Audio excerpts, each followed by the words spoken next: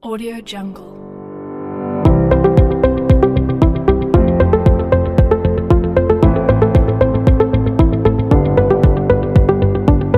Materi mengenai tinjauan etika merupakan suatu bagian pemikiran yang menyatakan apa yang benar dan apa yang salah. Tetapi jika dikaitkan dengan lingkungan pemasaran, etika sendiri merupakan suatu tindakan yang berkaitan dengan moral, baik dalam hal aspek komunikasi pemasaran. Sedangkan yang dimaksud dengan hukum itu merupakan suatu tindakan yang diambil oleh pemerintah untuk mengatur tingkah laku penduduknya sesuai dengan peraturan yang ada. Ya, yang selanjutnya yaitu materi mengenai etik dan kode etik. Di sini saya akan menjelaskan beberapa poin penting etika yang harus dimiliki oleh seorang pemasar atau marketer. Jadi kita sebagai seorang pemasar itu harus memiliki etika yang baik, terutama dalam memasarkan produknya kepada pelanggan, agar pelanggannya itu merasa puas dengan pelayanan yang kita berikan. Nah, poin yang pertama di sini etika yang harus dimiliki oleh pebisnis online yaitu adalah jujur. Maksudnya itu kita sebagai seorang marketer harus memasarkan produk dengan jujur apa adanya berkaitan dengan informasi yang diberikan pada pelanggan. Contohnya yaitu saya ambil contoh toko Sorabel, di mana toko Sorabel ini memberikan keterangan atau informasi secara detail dan jujur apa adanya mengenai bahan dan ukuran yang digunakan dalam produk gamis muslim untuk wanita.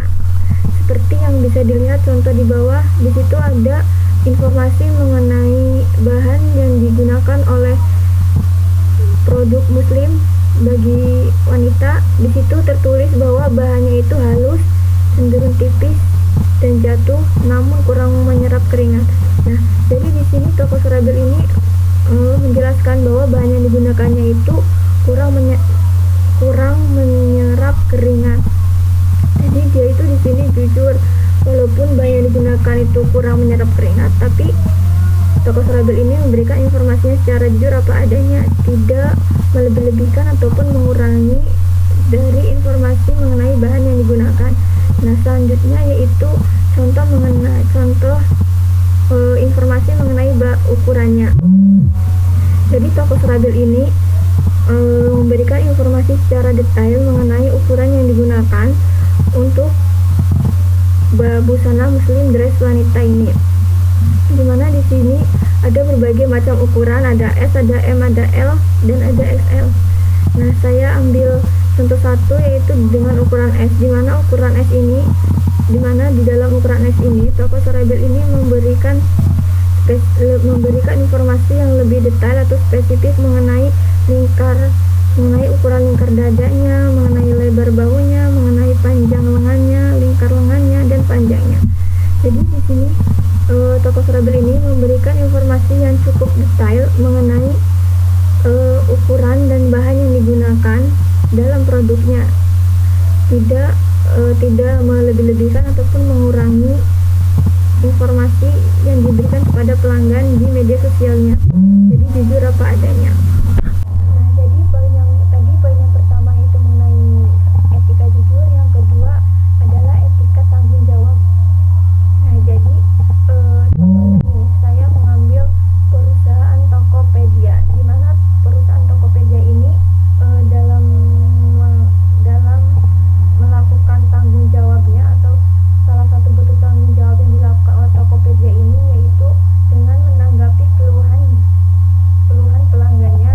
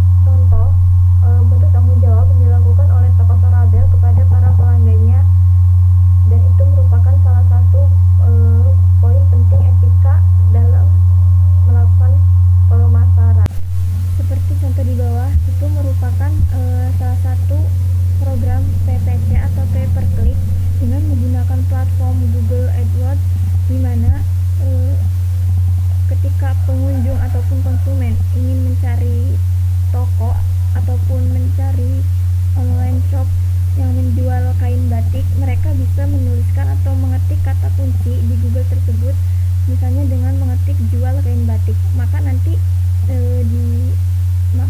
mesin pencari akan menampilkan beberapa rekomendasi toko-toko yang bisa dijadikan tempat referensi bagi pelanggan untuk membeli kain batik tersebut di toko tersebut. Nah, bisa dilihat seperti contoh di bawah. Di situ Tokopedia berada di posisi teratas ketika konsumen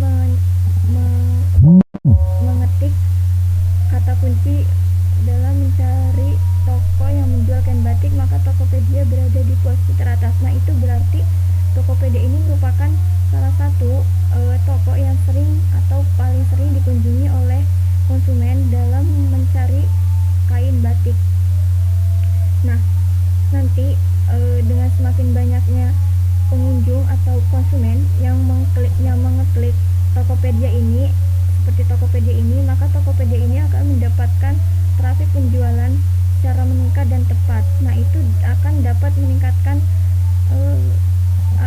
memberikan keuntungan bagi perusahaan. Jadi di sini intinya kita itu sebagai seorang pemasar harus sabar, jangan sampai setelah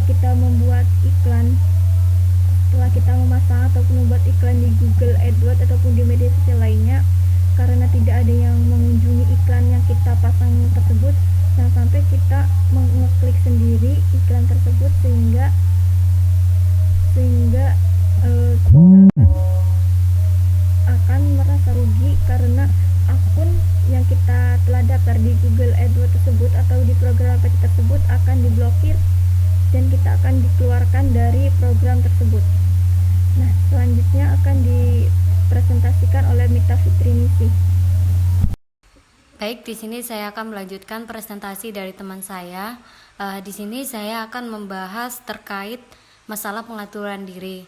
Perlu teman-teman tahu bahwa masalah pengaturan diri ini merupakan kemampuan seseorang untuk mencegah terjadinya penipuan.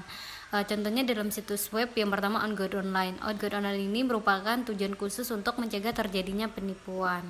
Selanjutnya di sini saya akan membahas terkait privasi. Nah, privasi ini merupakan kemampuan satu atau kelompok individu untuk melindungi serta menutup diri mereka dari personal publik. Tujuannya itu untuk mengontrol informasi terkait diri mereka. Tujuan paling penting dalam privasi ini dalam kegiatan e-commerce selain memberikan kepastian hukum kepada konsumen terkait data pribadi yang telah diinput serta memberikan preferensi ke dalam kegiatan elektronik itu tidak disalahgunakan dan dijaga kerahasiaannya. Terkait privasi di sini ada 2 poin penting yang akan saya bahas. Yang pertama, isu privasi dalam konteks digital. Contoh yang pertama itu pelanggaran digital atas privasi individu. Kasusnya itu pengguna internet yang sering menerima email, iklan, atau spam yang tidak diinginkan, serta virus komputer yang memaksakan pengguna internet untuk mengambil tindakan yang tidak mereka lakukan. Jadi jarang sekali di era digital ini tanpa gangguan dan informasi sehingga privasi pribadi mereka dilanggar. Selain itu, di era digital bagi privasi, contohnya data privasi bocor, seperti Facebook kecolongan secara tidak sadar telah membagikan 50 juta data pengguna kepada Cambridge Analytica. Selanjutnya mengenai pelanggaran privasi. Nah, di sini ada 2 kasus, tapi saya hanya membahas 1 kasus saja mengenai Facebook yang didenda 69 triliun. Akibatnya pun sama seperti tadi, melibatkan Cambridge Analytica. Untuk langkah dasar menjaga privasi dan keamanan, yang pertama itu selalu mengupdate dan menjaga kebersihan perangkat. Yang kedua, memasang eksternal untuk menghadang para tracker atau pelacak digital. Yang ketiga, menggunakan layanan alternatif. Biasanya layanan-layanan ini mengutamakan privasi serta gratis, dan kalaupun berbayar tidak terlalu mahal dan tidak menjual data pribadimu. Baik, di sini saya akan membahas poin yang kedua terkait dengan isu privasi dan perlindungannya. Agar penerapannya berlangsung dengan lancar, ada 3 persyaratan yang diperlukan. Yang pertama, kode etik. Yang kedua, yaitu penegakan standar privasi. Yang ketiga, keterbukaan peraturan. Secara umum, kode etik ini dapat dipakai untuk melindungi konsistensi perusahaan dan melindungi privasi.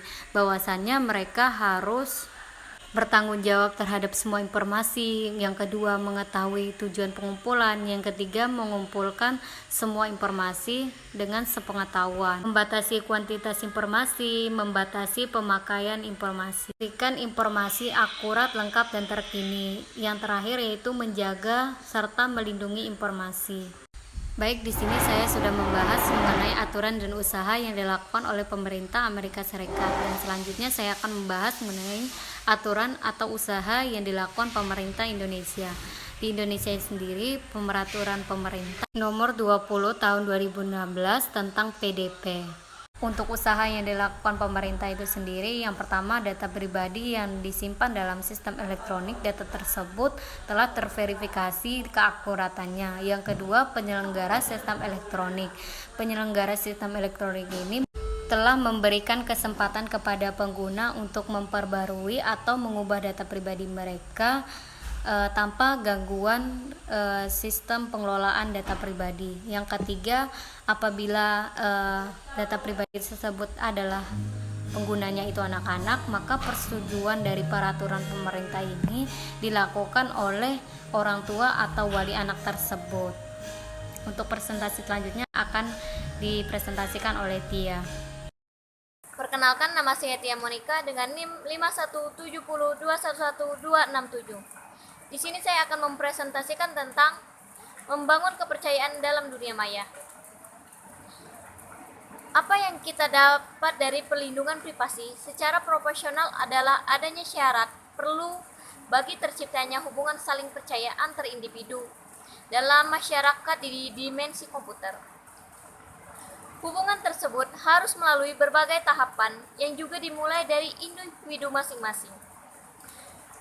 Pada saat seseorang memutuskan untuk berinteraksi melalui email dengan orang yang tidak dikenal, sesungguhnya orang tersebut membentuk asumsi-asumsi awal yang berpikiran bahwa pihak lain memiliki kebajikan, jujur, kompeten, dan dapat dipercaya. Selanjutnya, proses pengembangan kepercayaan akan bergantung pula kepada pengalaman dari interaksi sebelumnya. Juga faktor-faktor penentu sebagai berikut. Yang pertama, kondisi kerawanan sosial yang hadir bersamaan dengan asumsi bahwa kepercayaan akan menghadirkan keamanan yang diinginkan. Yang kedua, resiko yang dihadapi oleh kedua pihak. Yang ketiga, interdependensi dalam relasi sosial kedua pihak. Oleh karena itu, sifat subjektifnya serta melibatkan sistem emosi dan cara berpikir manusia yang juga kompleks. Yang kedua adalah masalah privasi internasional. Di tingkat internasional, masalah privasi juga mendapat perhatian besar. Undang-undang privasi paling komprehensif sejauh ini telah dikemukakan oleh Uni Eropa. Batu fondasi dalam menciptakan sistem perlindungan data pribadi saat ini adalah pedoman privasi yang disiapkan oleh Organisasi untuk Kerja Sama Ekonomi dan Pembangunan, atau disingkat OECD. Pada 23 September 1980, pedoman ini memperkenalkan prinsip-prinsip dasar untuk perlindungan dan pemrosesan data pribadi seperti pembatasan pengumpulan, kualitas data, spesifikasi tujuan, batasan penggunaan, pengamanan keamanan. Menurut undang-undang ini, semua negara anggota Uni Eropa diinstruksikan untuk memberlakukan undang-undang nasional untuk melindungi hak-hak dasar kebebasan anggota perseorangan, dan khususnya hak mereka untuk privasi hubungan dengan pemrosesan data pribadi. Adapun ketentuan arahan digunakan dan diberi kesempatan untuk meninjau dan mengoreksi informasi. Yang kedua, penggunaan data dibatasi untuk tujuan yang diumumkan. Yang ketiga, asal-usul data diungkapkan jika diketahui. Yang keempat, prosedur untuk menghukum kegiatan ilegal ditetapkan. Yang kelima, prosedur pengumpulan data konsumen mengandung kemampuan menyisih. Yang keenam, pengumpulan data sensitif tidak dapat dilakukan tanpa izin eksplisit. Yang ketujuh, setiap transfer data internasional dilakukan hanya dengan negara-negara yang memiliki undang-undang perlindungan privasi yang memadai. Adapun contoh kasus masalah privasi yang terjadi oleh saudara Rakananda. Beberapa kali, Nanda memesan hotel ataupun tiket pesawat melalui website tiket.com. Dan dari pemesanan tersebut, Raka memperoleh reward berupa Tix Point. Pada tanggal 2 Januari 2017, Raka menerima email dari tiket.com bahwa Tix Point dalam akun Raka telah di-redeem sejumlah Rp50.000. Padahal pada tanggal tersebut Raka sedang berada di luar negeri dan tidak melakukan redeem apapun. Selain itu, nama profil akun Raka diubah menjadi nama binatang yang tidak pantas. Bagi Raka, itu benar-benar suatu penghinaan. Raka langsung mengontak customer service dan hanya mengatakan sedang ditindaklanjuti. Hubungan potensi pelanggaran pada bisnis e-commerce tiket.com. Dari kasus di atas dapat dilihat bahwa terjadi kesalahan sistem oleh tiket.com. Pelanggaran ini melanggar ketentuan aturan penjualan. Dari kasus ini, tiket.com harus lebih bijak dalam mengatasi kasus tersebut agar tidak terjadi kasus seperti ini lagi. Tiket.com juga harus bertanggung jawab atas kejadian tersebut agar pelanggan mendapat kepercayaannya kembali terhadap tiket.com. Mungkin cukup sekian presentasi dari saya, akan dilanjutkan oleh rekan saya. Perkenalkan, nama saya Indri Stianingrum dengan NIM 51702112234. Saya akan melanjutkan presentasi mengenai hak paten. Sebelum masuk ke hak paten, mungkin kita ngebahas dulu tentang fungsi utama dari hukum. Karena kita sedang membahas digital, oleh karena itu alangkah lebih baiknya kita mengetahui fungsi utama dari properti digital itu. Nah, sebenarnya fungsi utama hukum properti digital ini adalah untuk mendefinisikan tentang kepemilikan, entah itu kepemilikan teknologi atau mungkin kepemilikan mengenai digital yang lain, seperti itu. Nah, sebenarnya secara tradisional hukum ini melindungi kekayaan intelektual yang dimiliki dengan melalui 3 mekanisme dasar. Ada hak paten, hak cipta, sama hak merek dagang.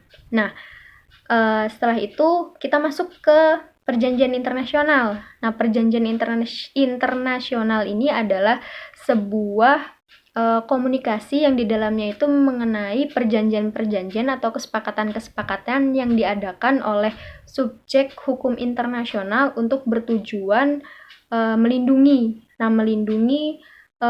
kekayaan intelektual yang tadi itu.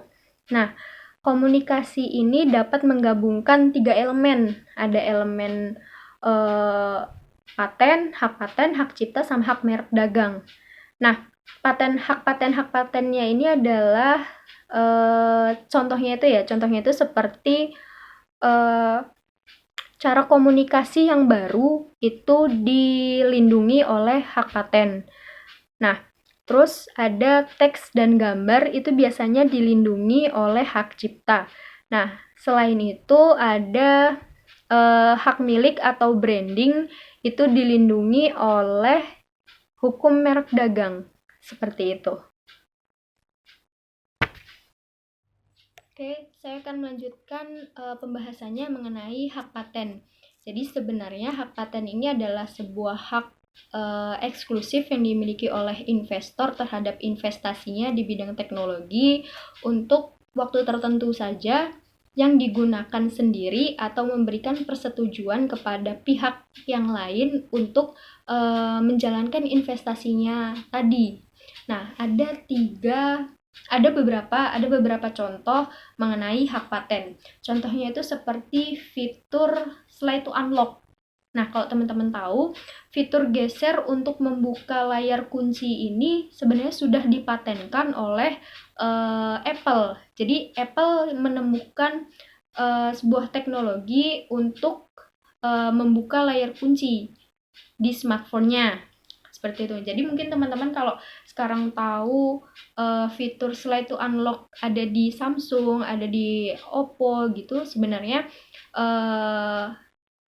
mereka itu mengadopsi teknologi dari Apple, seperti itu. Nah, selanjutnya ada OS Harmony oleh Huawei. Nah, hak paten ini diajukan oleh Huawei kepada pengguna teknologi komputer dan smartphone-nya. Nah, sebenarnya teknologi OS Harmony ini dipatenkan oleh Huawei. Nah, selain dua contoh tadi, ada juga contoh hak paten yang dimiliki oleh warga Indonesia. Kalau teman-teman tahu Baharudin Yusuf Habibie atau Pak Habibie, jadi Pak Habibie ini adalah seorang mantan Presiden Republik Indonesia yang dijuluki Mr. Crack. Jadi kenapa bisa dijuluki Mr. Crack? Karena beliau ini berhasil menemukan sebuah formula untuk menghitung keretakan pesawat dengan baik. Tidak hanya formulanya saja yang ditemukan, tapi juga perubahan-perubahan atom yang diakibatkan oleh kerusakan pesawat tadi itu juga ditemukan oleh Pak Habibie, sehingga Pak Habibie disebut dengan sebutan Mr. Crack seperti itu. Nah, penemuan Pak Habibie ini dipatenkan sehingga Pak Habibie mendapatkan hak paten atas penemuannya atau atas investasi teknologinya itu. Yang selanjutnya hak cipta. Hak cipta itu sendiri telah melindungi ekspresi gagasan dalam format seperti buku, rekaman, dan film. Hukum hak cipta berasal dari konstitusi sebagai perlindungan yang dibuat untuk kepentingan publik. Di sini saya mengambil contoh situs unduh film. Seperti yang kita ketahui, situs unduh film sangat banyak. Antaranya seperti Kanal, nontonmovie.com, Kilasan, dan sebagainya. Kominfo sendiri telah memblokir akses ke kurang lebihnya 22 situs. Saya membaca di CNN yang diduga menayangkan film produksi Indonesia, khususnya film dari anggota Asosiasi Produser Film Indonesia lewat unduhan atau streaming ilegal. Akses pada situs tersebut diblokir berdasarkan peraturan bersama Menkumham nomor 14 tahun 2015 dan Menkominfo nomor 26 tahun 2015 adalah pelaksanaan penutupan konten atau hak akses pengguna pelanggaran hak cipta dan atau hak yang terkait dalam sistem elektronik. Selanjutnya hukum merek dagang. Singkat saja, hukum merek dagang sendiri merupakan kekayaan intelektual yang mengatur mengidentifikasi sumber untuk barang atau jasa atau hukum perlindungan konsumen. Di sini saya mengambil contoh dari McDonald. Hukum merek dagang sendiri merupakan kekayaan intelektual yang mengatur mengidentifikasi sumber untuk barang atau jasa atau hukum perlindungan konsumen. Di sini saya mengambil contoh dari McDonald. McDonald sendiri merupakan perusahaan corporation yang baru dapat memperoleh nama McDonald setelah berusaha membeli nama tersebut dari pihak lain yang telah mendaftarkan nama tersebut melalui McDonald Corporation. Harapan tersebut adalah memperoleh banyak keuntungan dari menjual nama tersebutnya. Lisensi merupakan metode perlindungan kekayaan intelektual yang semakin populer, melibatkan penggunaan lisensi perjanjian kontrak yang dibuat antara konsumen dan vendor perangkat lunak yang memungkinkan membeli untuk menggunakan produk tetapi membatasi duplikasi atau distribusi. Di sini saya mengambil contoh pelanggaran etika pemasaran dan etika produksi dari produk smartphone Apple di Cina. Setelah Apple menghadapi banyak masalah di Cina, Apple memberi peringatan kepada konsumennya melalui website Apple versi Cina. Perusahaan rekayasa itu menegaskan kepada konsumen untuk selalu menggunakan pengisi daya atau charger yang asli. Namun iPhone 5 yang meledak di Cina kali ini bukan disebabkan karena charger. Perkenalkan, nama saya Endang Tampu Bolon dengan NIM 51702111364. Di sini saya akan menjelaskan tentang rahasia dagang. Trade secret atau rahasia dagang adalah informasi yang tidak diketahui oleh umum di bidang teknologi atau bisnis, yang dimana mempunyai nilai ekonomis karena berguna dalam kegiatan usaha dan dijaga kerahasiaannya oleh pemilik rahasia dagang. Lingkup perlindungan rahasia dagang meliputi metode produksi, metode pengelolaan, dan metode penjualan, atau informasi lain di bidang teknologi atau bisnis yang memiliki nilai ekonomis dan tidak diketahui oleh masyarakat umum. Contoh dari rahasia dagang adalah Sony Ericsson. Pada awal perkembangan Sony Ericsson bermula atau muncul dengan nama tersebut hingga kini telah berganti nama menjadi Sony Mobile Communication Inc. yang merupakan perusahaan pembuat telepon genggam pada tahun 2001. Hasil gabungan dari dua perusahaan besar dalam dua bidang yang berbeda, perusahaan Jepang Sony atau elektronik dan perusahaan Swedia Ericsson atau telekomunikasi seluler. Tahun 2012, saham Ericsson di perusahaan ini telah dibeli oleh Sony. Berbicara mengenai Sony Mobile Communication Inc. tidak terlepas dari sebuah komponen hakik yang dinamakan rahasia dagang, yang mana rahasia dagang tersebut sebagai kunci atau menjadi sesuatu yang membuat bisnis itu melambung serta beda dengan yang lainnya. Selanjutnya yaitu kepemilikan data. Kepemilikan data adalah kepemilikan yang berkaitan dengan data dan database dalam hukum dan etika. Saat ini menjadi perdebatan dalam dunia online karena pasar elektronik menjadi lebih kompetitif. Upaya untuk memperoleh keunggulan yang diberikan oleh pengendali informasi menjadi lebih banyak. Contoh kepemilikan data, yaitu eBay. Dalam masalah terbaru, situs lelang online eBay melembagakan tindakan terhadap Bidders Egg yang mengoperasikan layanan yang menyajikan informasi lelang melalui speedering. Informasi yang dikumpulkan dari eBay tidak dilindungi oleh hak cipta. Pendukung posisi eBay yang memiliki hak kepemilikan dalam data lelang mengklaim bahwa penggunaan data oleh orang lain merupakan persaingan tidak adil dan melemahkan nilai bisnis eBay. Masalah ini diselesaikan sebelum penilaian atas manfaat setelah pengadilan mempertahankan permintaan eBay untuk permintaan awal kegiatan Bidders Egg berdasarkan pada klaim pelanggaran. Suatu bidang pertimbangan terakhir adalah perlindungan khusus dari data yang berkaitan dengan fakta. Perkenalkan, nama saya Zuni Salehah dengan NIM 51702111216. Di sini saya akan melanjutkan presentasi yang pertama, yaitu mengenai ekspresi online. Masalah ekspresi tetap menjadi masalah yang terlihat di dalam hukum dan etika. Baik, di sini saya akan menjelaskan mengenai contoh kasus yang ada di dalam ekspresi online.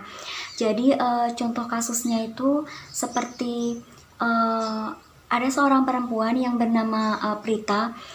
Dia itu mengeluhkan pelayanan di Rumah Sakit RS Internasional kepada teman dekatnya melalui surat elektronik atau email. Jadi surat elektronik atau email tersebut tersebar luas di dunia maya, sehingga menyebabkan RS Omni Internasional itu merasa keberatan dan merasa nama baik dari rumah sakit tersebut tercemarkan. Akhirnya Rumah Sakit Omni Internasional melaporkan Prita dan mempolisikan Prita. Selanjutnya yaitu ada masalah yang muncul dalam dinamika online. Yang pertama itu ada tata kelola online dan ICANN atau Internet Corporation for Assigned Names and Number. Pihak-pihak yang bersengketa mencoba untuk memotong ICANN, Internet Corporation for Assigned Names and Number, atau pengaturan arbitrase lainnya untuk mendukung penegakan konvensional kemampuan forum hukum melalui merek dagang, gugatan pelanggaran, dan klaim cyber squatting. Contoh kasusnya yaitu Menteri Keuangan Sri Mulyani meminta para e-commerce di Indonesia untuk mempercepat kemampuan tata kelola bisnis yang dimiliki. Mengingat kenaikan volume transaksi digital bakal terus meningkat dan memberikan tekanan pada e-commerce itu sendiri. Selanjutnya yaitu yuridiksi. Yuridiksi merupakan kekuasaan hak atau wewenang untuk menetapkan suatu hukum. Yuridiksi muncul karena dalam masyarakat internasional, masing-masing negara merupakan anggota yang berdaulat. Baik, selanjutnya akan dipresentasikan oleh rekan saya, Briliana Sandra. Perkenalkan, nama saya Briliana Sandra Dewanti, NIM 51702111207. Jadi saya akan melanjutkan presentasi yang sebelumnya telah dijelaskan oleh teman saya. Masalah ketiga yang muncul dalam dinamika online adalah penipuan online. Penipuan online berarti penggunaan layanan internet maupun menggunakan software yang digunakan untuk menipu korban dan juga dapat digunakan untuk mendapat keuntungan dari korban. Penipuan online sendiri bisa terjadi di ruang chat, di media sosial, website, maupun email. Dinamika online memperkenalkan ada dua faktor yang mempengaruhi penipuan online. Faktor yang pertama berkaitan dengan teknis komunikasi jaringan. Jadi, di masa sekarang ini masih terdapat orang yang tidak mengetahui bagaimana informasi disimpan, ditampilkan, dan dibagikan. Jadi, kurangnya pengetahuan tersebut membuka peluang bagi para hackers atau pelaku penipuan untuk melakukan suatu tindakan penipuan. Kemudian faktor yang kedua adalah berkaitan dengan psikologi korban atau disebut dengan manipulasi psikologis. Penipuan manipulasi psikologis ini dilakukan dengan cara mengaduk-aduk emosional atau psikologis dari calon korbannya agar target yang akan dijadikan korban ini mau menuruti semua perintah dari si penipu. Kemudian saya akan menjelaskan beberapa contoh kasus penipuan online berdasarkan dari faktor penyebabnya. Yang pertama, berkaitan dengan teknis komunikasi jaringan, contohnya adalah kasus spoofing. Spoofing adalah suatu bentuk kejahatan di dunia maya yang cara kerjanya dengan mengakses secara ilegal baik itu perangkat komputer, mobile, website, maupun email. Kemudian si hacker atau penipunya akan berpura-pura bahwa dia adalah pemilik akun yang asli. Saya mengambil dua contoh dalam kasus spoofing. Yang pertama berkaitan dengan email spoofing dan yang kedua berkaitan dengan web spoofing. Pertama-tama saya akan menjelaskan tentang email spoofing terlebih dahulu. Email spoofing adalah suatu bentuk pemalsuan header email sehingga email yang dikirim akan menyerupai akun email yang asli. Biasanya email spoofing digunakan untuk phishing atau spam dengan mengirimkan email mirip seperti email asli seolah-olah berasal dari alamat email yang terpercaya. Seperti yang teman-teman lihat dalam slide video kali ini, terdapat contoh kasus email spoofing, yaitu pemalsuan akun email yang dimiliki oleh Domenesia. Jika kalian lihat dari nama pengirimnya, ini hampir mirip dari akun email resmi yang dimiliki oleh Domenesia.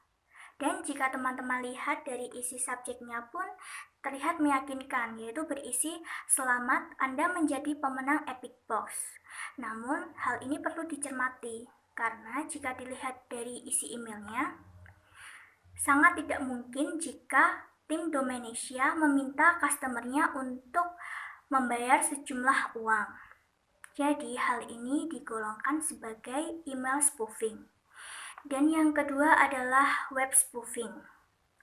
Web spoofing adalah serangan spoofing dengan target website yang mana hacker melakukan perubahan akses dan membuat duplikasi website. Jadi, jika ada pengunjung yang datang tidak merasa curiga, padahal sebenarnya website sudah menjadi korban spoofing. Kadang juga ada yang melakukannya dengan redirect website asli ke website tiruan dengan tampilan yang sama sehingga tidak menimbulkan kecurigaan.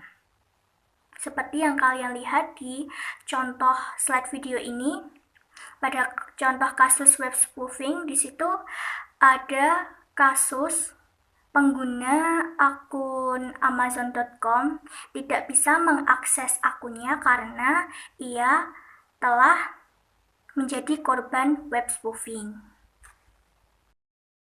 Faktor yang kedua berkaitan dengan psikologi korban atau disebut dengan manipulasi psikologis. Manipulasi psikologis dapat dilakukan melalui berbagai media seperti perangkat komputer, website, pesan media sosial, pesan SMS, telepon seluler, dan lain sebagainya. Semua itu dilakukan untuk menyasar data dan informasi pribadi. Biasanya, manipulasi psikologis dilakukan untuk mencuri informasi sensitif seperti password dan kode OTP. Saya memberi contoh manipulasi psikologis seperti kasus yang pernah menimpa seorang penyanyi Maya Estianty dan seorang driver Gojek. Kasus ini bermula dari Maya Estianty yang memesan makanan melalui layanan GoFood. Namun saat ia melakukan pemesanan melalui layanan GoFood, si driver yang menerima orderan dari Maya ini menunjukkan hal-hal yang mencurigakan dengan secara tiba-tiba si driver ini memberitahu Maya bahwa motornya mogok dan driver ini meminta Maya untuk mencari driver lain. Kemudian Maya pun mengikuti saran yang diberikan oleh si driver. Si driver meminta Maya untuk melakukan panggilan didahului dengan kode bintang 21 bintang. Akibatnya, saldo Kupai yang dimiliki Maya dirampas habis oleh pelaku penipuan ini. Namun, setelah diklarifikasi oleh pihak Gojek, yang melakukan penipuan ini bukanlah seorang driver Gojek, melainkan ada seorang hacker. Hacker ini merampas akun milik driver Gojek yang menerima orderan Maya tersebut.